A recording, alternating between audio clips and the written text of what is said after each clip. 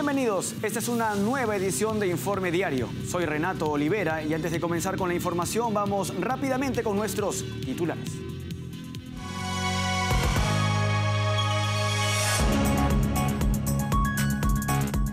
En España, el portavoz del Grupo Parlamentario Popular, Miguel Tellado, arremetió contra el presidente de gobierno Pedro Sánchez, indicando que se ha convertido en el paladín de la mentira. Ariel Henry, primer ministro de Haití, ha aceptado renunciar en medio de una crisis política y la escalada de la violencia impulsada por pandillas.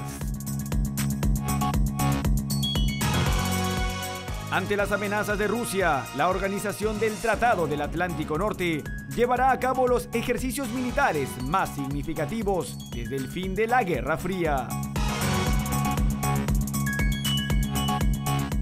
El ministro israelí de Asuntos Exteriores, Israel Katz, solicitó al Consejo de Seguridad de la ONU que presione al grupo terrorista Hamas para que libere a los rehenes secuestrados desde el ataque del 7 de octubre del 2023.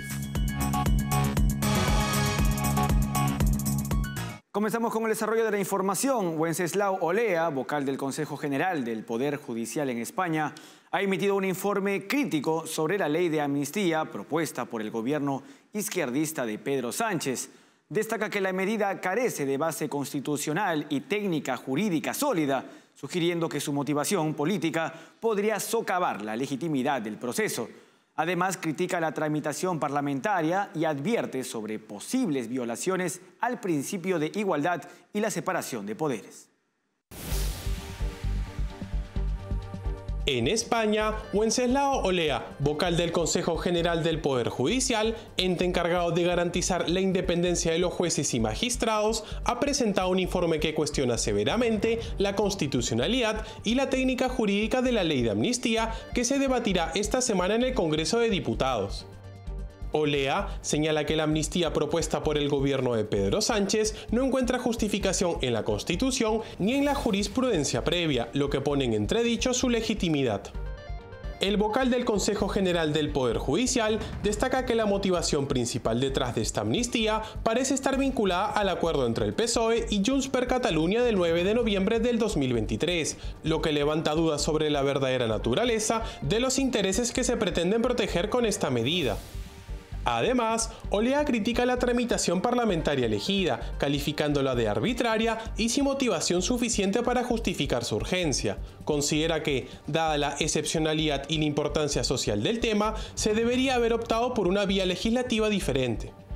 El informe también resalta que la ley propuesta socava el principio de igualdad al otorgar un trato diferencial a ciertos ciudadanos sin justificación suficiente, lo que contraviene los valores fundamentales de la Constitución. Por último, Olea advierte que permitir al Poder Legislativo dejar sin efecto decisiones judiciales, excepto en caso de indultos específicamente autorizados, vulnera el principio de separación de poderes. En España, el portavoz del Grupo Parlamentario Popular, Miguel Tellado, arremetió contra el presidente de gobierno Pedro Sánchez, indicando que se ha convertido en el paladín de la mentira. Agregó que hace unos meses el líder socialista sostenía que la ley de amnistía era inconstitucional y que ahora afirma que es la panacea para la democracia española. Los acontecimientos de la semana pasada fueron lamentables. Hemos visto a un partido socialista tragar con todo, para sorpresa de nadie y para lamento de todos. Para lamento, de forma especial, para el conjunto de los españoles que creen en la unidad de España, en la igualdad de los ciudadanos ante la ley y en el imperio de la ley. El texto que Pedro Sánchez daba por cerrado, hemos descubierto que seguía abierto, completamente abierto hasta claudicar en todas sus pretensiones. Ya no cabe hablar de cambios de opinión. El presidente del gobierno se ha convertido en el paladín de la mentira. Ha hecho de la falsedad la base, la esencia de su propio discurso. Nunca los españoles dudaron tanto de la palabra de un presidente del gobierno, porque nunca, como ahora, el presidente del gobierno mintió tanto y con tanto desahogo a los ciudadanos a los que debiera representar y debiera servir. El nombre de Pedro Sánchez quedará asociado para siempre a la idea de la mentira.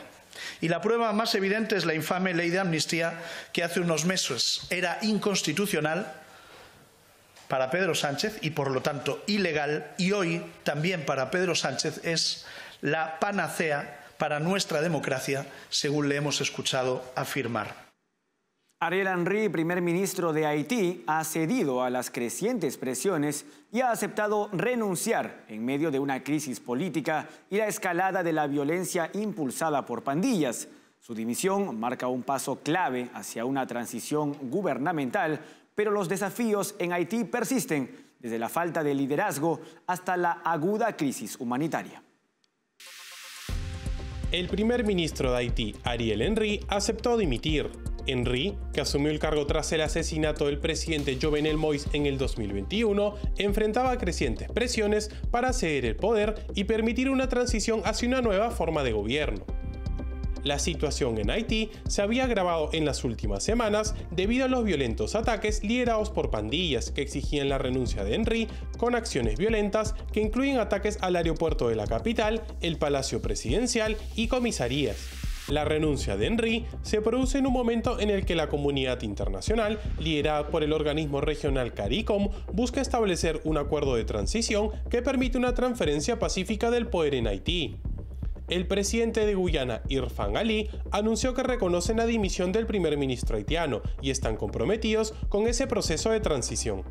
La situación humanitaria en Haití es preocupante, con un aumento de la violencia, saqueos y temores de hambruna. Ahora, el foco se dirige hacia la implementación efectiva de la transición y la formación de un nuevo gobierno que pueda abordar los desafíos fundamentales que enfrenta la nación caribeña. El secretario de Estado estadounidense, Antony Blinken, anunció una inversión adicional de $100 millones para respaldar el despliegue de una fuerza multinacional en Haití, como respuesta a la aguda crisis que enfrenta el país caribeño. Este anuncio se realizó después de una reunión en Jamaica, donde líderes caribeños se congregaron para abordar la situación en Haití. Además de los $100 millones, Blinken asignó otros $33 millones para asistencia humanitaria y dio a conocer la creación de un colegio presidencial en Haití. Este colegio, resultado de un consenso entre líderes caribeños y partes interesadas haitianas, buscará abordar las necesidades de la población haitiana y facilitar el despliegue de la fuerza multinacional bajo la dirección de Kenia. La propuesta conjunta cuenta con el respaldo de los miembros de la Comunidad del Caribe, quienes celebraron la reunión urgente de lunes. El presidente de Guyana, Irfan Ali, advirtió sobre la grave situación en Haití, instando a tomar medidas rápidas y decisivas. El primer ministro jamaiquino, Andrew Holness, destacó la seriedad de la situación en Haití y la necesidad de una acción inmediata frente a la violencia perpetrada por pandillas criminales. Cabe mencionar que el primer ministro haitiano, Ariel Henry, no asistió a la reunión debido a la creciente agitación y violencia en su país. Desde Puerto Rico se informó que Henry está tomando medidas para regresar a Haití en cuanto sea posible. El presidente argentino, Javier Milei, ha adoptado medidas enérgicas para combatir la creciente violencia en Rosario, desplegando fuerzas de seguridad federales respaldadas por asistencia militar. Con un plan integral que incluye un comité de crisis y medidas legales más estrictas, el gobierno muestra determinación para enfrentar al narcotráfico y las bandas delictivas en la región. El gobierno argentino ha tomado medidas decisivas para combatir la creciente violencia y la influencia de bandas delincuenciales en la ciudad de Rosario. Ante una ola de asesinatos alarmantes, el presidente Javier Milei ha desplegado un contingente de fuerzas de seguridad federales, respaldadas por asistencia logística militar. En una entrevista con La Nación Más, Milei afirmó que están acorralando al narcotráfico y no están dispuestos a ceder terreno. Junto con el gobierno provincial de Santa Fe, se ha establecido un comité de crisis para abordar la situación de violencia en la ciudad. La ministra de Seguridad, Patricia Bullrich, y su colega de Defensa, Luis Petri, han detallado un plan excepcional desde Rosario, considerada la ciudad más peligrosa de Argentina debido al poderío de las bandas narcotraficantes. La ciudad se encuentra semi-paralizada, con cierre de escuelas, transporte público suspendido y negocios cerrados, debido al impacto social de los recientes asesinatos. Bullrich explicó que el recrudecimiento de la violencia se debe al temor de los narcos a perder poder, tras medidas de seguridad implementadas en cárceles para aislar a presos peligrosos. Las Fuerzas Armadas cooperarán con las fuerzas federales en Rosario, según precisó el ministro de Defensa. Además, el Ejecutivo enviará un proyecto de ley al Congreso para implementar una nueva modalidad de persecución penal contra las bandas delictivas, responsabilizando a todos sus integrantes por los crímenes. Este enfoque integral del gobierno de Milei refleja un compromiso firme con abordar el narcotráfico y la violencia que no solo afecta a Argentina, sino que se han convertido en un problema severo regional. Momento de una pausa en Informe Diario. No se muevan, que regresamos con más información. Café Sombra de Pino. Un café diferente que crece a la sombra de pinos en Villarrica. Ya lo saben, Café Sombra de Pino. Un café premium al alcance de todos.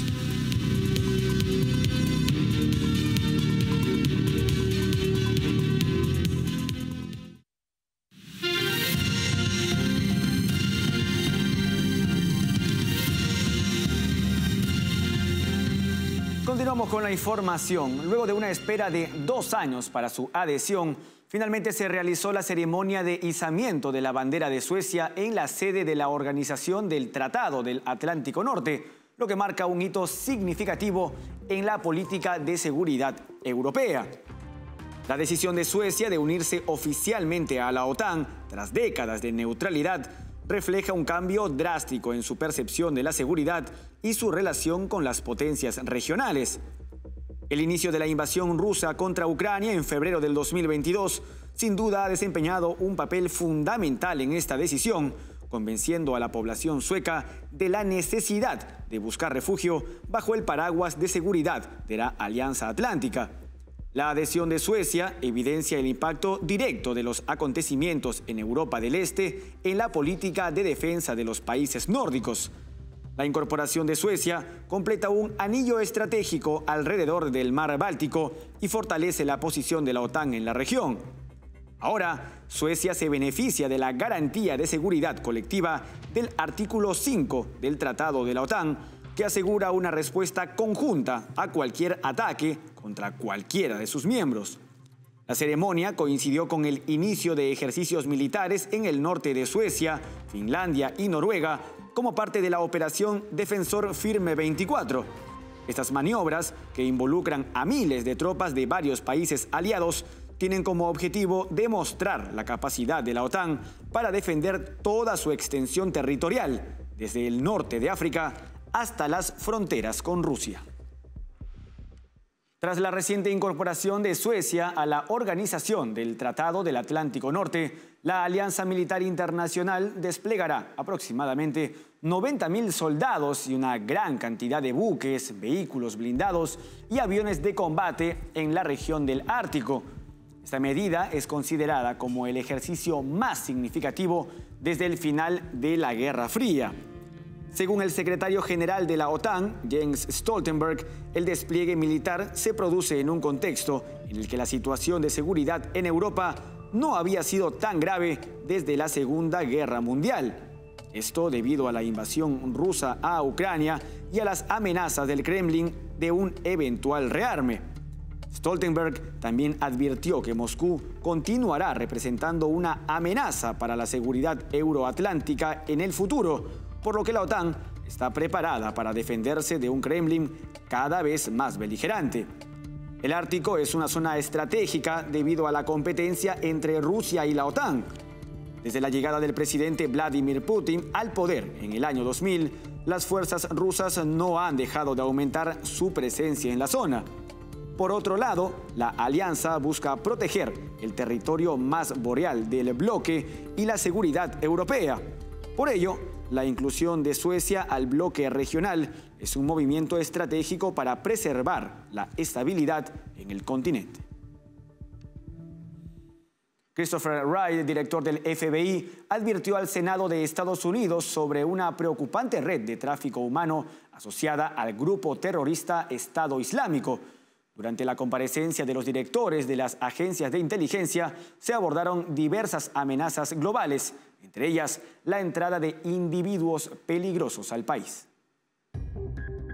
El director del FBI, Christopher Wray, alertó al Senado de Estados Unidos sobre una preocupante red de tráfico de personas vinculada al grupo Estado Islámico. Durante la comparecencia de los directores de las agencias de inteligencia, se discutieron diversas amenazas globales, incluyendo China, Rusia, el uso de inteligencia artificial y la plataforma TikTok, así como la entrada de individuos peligrosos al país. La seguridad en la frontera con México también fue tema de debate, destacando la crisis migratoria que ha surgido como un asunto central en la campaña presidencial. El senador republicano Marco Rubio cuestionó al director del FBI sobre la existencia de redes de tráfico de migrantes relacionadas con el Estado Islámico u otras organizaciones terroristas. Wray confirmó la existencia de una red en particular con facilitadores extranjeros vinculados al ISIS, aunque no pudo proporcionar detalles en sesión abierta. Afirmó que se ha dedicado un esfuerzo considerable a la investigación de esta red junto con los socios internacionales. Los republicanos critican al presidente Joe Biden por no tomar medidas suficientes para frenar la afluencia de migrantes, argumentando que representa un peligro para la seguridad nacional. Desde enero del 2021, la patrulla fronteriza ha interceptado a más de 9.2 millones de migrantes o solicitantes de asilo en la frontera con México. Wray señaló que desde la perspectiva del FBI, la frontera presenta una amplia gama de amenazas peligrosas, incluyendo el narcotráfico. Por ello, reconoció que individuos peligrosos han logrado ingresar al país, lo que subraya la necesidad de abordar las preocupaciones de seguridad de manera integral y efectiva. El ministro de Asuntos Exteriores israelí, Israel Katz, solicitó al Consejo de Seguridad de la ONU que presione al grupo terrorista Hamas para que libere a los rehenes secuestrados desde el ataque del 7 de octubre del 2023. Según Katz, estos rehenes, en su mayoría mujeres, han sufrido de abuso sexual y violencia. Además, aseguró que Hamas ha cometido crímenes peores que los atentados de Al-Qaeda, ISIS y otras organizaciones que el Consejo de Seguridad de la ONU considera como terroristas. Si bien el Consejo ha pedido la liberación inmediata de todos los rehenes en resoluciones aprobadas en noviembre y diciembre del 2023, el grupo terrorista no ha cumplido con la solicitud.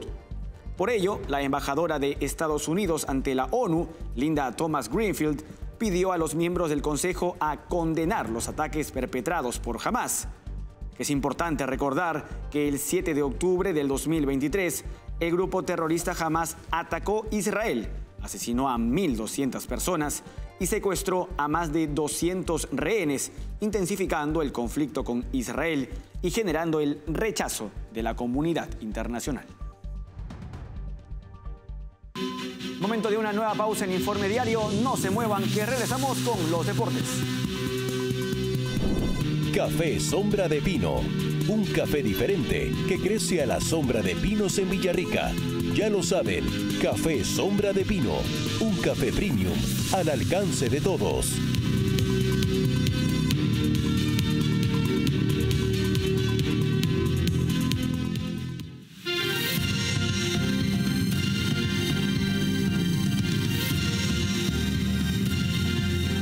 Regresamos con Informe Diario. Es momento de los deportes con Estefanía Álvarez.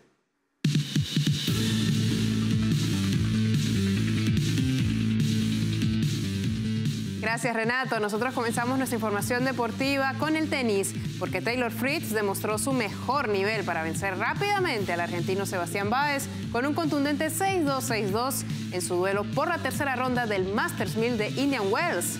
El estadounidense avanzó con autoridad y ahora se enfrentará al séptimo sembrado Holger Rune en los octavos de final. El tenista argentino Sebastián Báez quedó eliminado del Masters 1000 de Indian Wells tras perder contra Taylor Fritz en 2 sets. Báez tenía una gran oportunidad de seguir avanzando en el torneo, especialmente después de ingresar por primera vez en el top 20 del ranking y de haber ganado 2 títulos consecutivos, uno en Río de Janeiro y Santiago de Chile. Sin embargo, Fritz impuso su juego desde el principio y se llevó la primera manga por 6-2.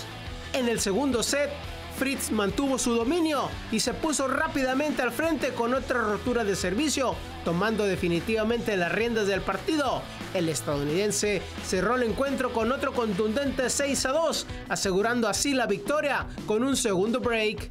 Aunque fue una derrota para Báez, queda claro que tiene un gran potencial y seguramente continuará brillando en el circuito en el futuro. El golfista mexicano Abraham Ancer se coronó como el campeón de la primera edición del torneo LIV en Hong Kong. Ancer comenzó el día final con una ventaja de 5 golpes después de 2 rondas y así logró mantenerse firme para vencer en un desempate al australiano Cameron Smith y al británico Paul Casey. Aunque su cómoda ventaja se fue reduciendo gradualmente y fue alcanzado por sus competidores, Ancer logró mantener la calma y firmar una tarjeta de 72 golpes, 2 bajo par, en el último recorrido en el campo de golf de Hong Kong. A pesar de la lluvia, Ancer recuperó su mejor juego y colocó la pelota cerca del hoyo en el desempate, mientras que Casey y Smith tuvieron dificultades con sus tiros. Ancer reconoció que se complicó a sí mismo durante el torneo, pero destacó su fortaleza mental y su determinación para no rendirse. Por otro lado, el chileno Joaquín Niemann, quien llegaba como campeón del torneo en Arabia Saudita la semana anterior, estuvo cerca del trío líder, quedando a solo un golpe de distancia. Lima, Perú, ha sido seleccionada como la ciudad anfitriona de los Juegos Panamericanos 2027, superando a Asunción en una votación realizada durante la Asamblea General Extraordinaria de Panam Sports. Después de 8 años, la capital peruana volverá a ser sede de este importante evento multideportivo, sucediendo a Barranquilla en la organización. La sede de los próximos Juegos Panamericanos es... La elección de Lima como sede de los Juegos Panamericanos 2027 es motivo de gran alegría para todo el Perú. Durante la votación se expusieron los argumentos y propuestas que respaldaron la candidatura de Lima, destacando las capacidades y la experiencia organizativa del país. Esta decisión representa una oportunidad única para mostrar al mundo la cultura, el deporte y la hospitalidad de Perú. Con la confirmación de Lima como sede de los Juegos Panamericanos 2027, se espera que el país se prepare para recibir a delegaciones de más de 40 países en un evento que promueve la amistad, el compañerismo y la excelencia deportiva en toda la región. La organización de los Juegos Panamericanos 2027 en Lima será una oportunidad para impulsar el desarrollo del deporte en el Perú, así como para promover el turismo y la inversión en infraestructura. Sin duda, este evento dejará un legado duradero y positivo para el Perú. Y la Confederación Sudamericana de Fútbol, Conmebol, ha dado a conocer el conteo oficial para la Copa América que se llevará a cabo en Estados Unidos a partir de junio de este año. Bajo el lema "Faltan 100 días", se ha iniciado la cuenta regresiva para uno de los eventos futbolísticos más importantes a nivel mundial. La Conmebol lanzó una campaña previa a la Copa América con la frase "Faltan 100 días". El partido inaugural enfrentará a la vigente campeona del mundo, la selección argentina, contra el ganador entre Canadá y Trinidad y Tobago. Este partido marcará el inicio de una competencia que contará con la participación de 16 equipos, igualando el récord de la edición 2016 como la Copa América con mayor cantidad de equipos en la historia del torneo. La Copa América 2024 se llevará a cabo en 14 estadios distribuidos en todos los Estados Unidos. Participarán los 10 equipos de la Conmebol junto con 6 equipos de la CONCACAF clasificados. Aún restan por definirse 2 lugares a través de los playoffs que se disputarán el 23 de marzo entre Canadá y Trinidad y Tobago, además de Costa Rica y Honduras. Y con esto llegamos al final de nuestra información deportiva en Informe Diario. Café Sombra de Pino. un café diferente que crece a la sombra de pinos en Villarrica. Ya lo saben, Café Sombra de Pino, un café premium al alcance de todos. Gracias, Stephanie, por toda la información deportiva. Antes de despedirnos, no se olviden que para más información escaneen el código QR que aparece en este momento en sus pantallas. Y no se olviden que estamos en www.grupotvl.com. Síguenos también en Twitch como TV Libertad. Escúchanos a través de Spotify como TVL en español y, por supuesto, suscríbanse a nuestro canal de YouTube, donde podrán encontrarnos como TVL en español. Hasta aquí llegamos con la presente edición en Informe Diario. Con su permiso.